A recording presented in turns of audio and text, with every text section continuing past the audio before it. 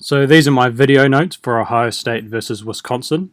Now I'm just going to look at a couple of stats and then I'm going to look at some film afterwards. So just the stats I'm going to look at is that Ohio State won this game with depth. They had 7 players score 8 points or more. So that kind of tells you what sort of team they are. They kind of spread the ball around. Probably the most interesting player of that lineup was Towns. He played more minutes than he usually does. He played about 17. He went 5 for 5 on 2-point shots. However, he went of 2 of 3-point shots. Not a large sample size, so not much to look into that. But the most interesting thing about him is he's like 6'8", 240 pounds. So though he plays like the 3 or 4 on offense, he can kind of stretch the floor and shoot threes and do all that good stuff. On defense, because he's so big, he can also guard 4s and 5s. So he kind of projects to be like the perfect 3-and-D player for Ohio State going forward. And I think that's going to be an interesting wrinkle to put into their lineup. Now, Wisconsin lost this game because they only shot 23% from 3-point shots. Now, there is a factor of luck in that. If you look at their shot charts over here, they went 1 of 8 on uncontested catch-and-shoot threes.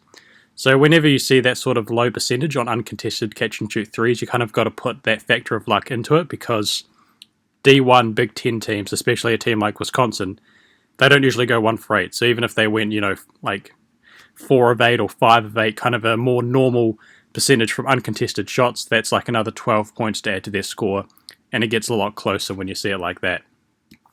Ohio State, however, also didn't shoot that well from threes. They only went, 40% from catch and shoot threes, 1 of 7 from uncontested shots, but they did go 3 of 3 of uncontested shots, which helps. Where they got most of their points was off the dribble. Now that's kind of the only one concerning thing if you're Ohio State, is that so much of your points came in the mid-range. They went 5 of 5 from the right elbow, 4 of 6 from the paint, and then 2 of 2 from the left elbow. So obviously when you're relying that much on the mid-range game, you're always kind of, risking it. But in this game it came through. The other thing that Ohio State did well in this game was they did a lot of on-balls. So with Walker back in the lineup, he was injured for the previous 3 or 4 games. I forget exactly what it is. He played about 24 minutes. He led the team in assists with 4 assists. That's not a lot. But when you actually look at the film, as we're about to, you can kind of see that his contribution to the pick-and-roll game really helped Ohio State win. So that's what we'll do. We'll look at some film.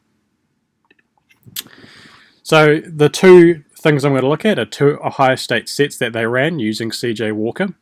The first was a dribble handoff set where, hang on, has this got volume? It does have volume. It was a dribble handoff set where Walker would kind of do a big rotation through the paint, so he'd be screened by whoever's playing the 5, come all the way around, and then kind of get a dribble handoff with that same 5, and then from here he can either lob it up to the 5, he can drive to the hoop himself, or he can pass it to whatever shooter has rotated onto the wing, in this case being Aarons. So in this case he passes off to Aarons, who gets the 3-point shot, and it goes in. So they ran the set quite a lot. He is kind of like the floor general of the Ohio State team, so it's kind of his inclusion in the lineup where they run the sort of stuff. Again, same thing. This time you've got Sewing, and this time you've got Zed Key as the 5-man. Dribble handoff, goes back to the rim, passes it back to Sewing, who gets the pump fake, gets the foul, and the and one. This time they don't run it with Walker, they run it with Washington. Just because Walker's not on the field, Mechie Johnson's probably a bit too green to run this, so they run it on the other side. This time you've got Towns as the shooter. Again, he's playing like the 4-man in this lineup, so that's kind of his positional flexibility that I was talking about in the stats page, that because of his size and because of how good at shooting he is, he can kind of do a lot of things on this lineup. This time you've got Dwayne Washington, dribble handoff with Liddell, goes to the rim, he just passes it off to Liddell, so kind of like a hard roll. Again, they get the N1. And this time it's not the exact same set. This time they actually run a very similar variant of it off a baseline out of bounds. So again, Walker passes it out to the 5-man, gets the ball, you've got the shooter on the wing.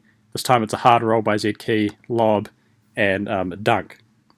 The second set I'm going to look at is this typical, no frills about it, just OSU high